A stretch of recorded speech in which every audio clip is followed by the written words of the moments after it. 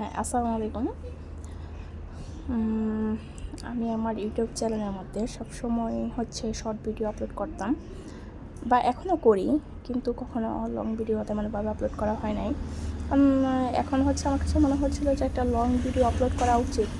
তো আমি যখন সিলেট গিয়েছিলাম সেই তখন কিছুটা ভিডিও করেছিলাম, যে সিলেটের ভিউগুলো অনেক সুন্দর, আমার কাছে অনেক ভালো লেগেছিলো।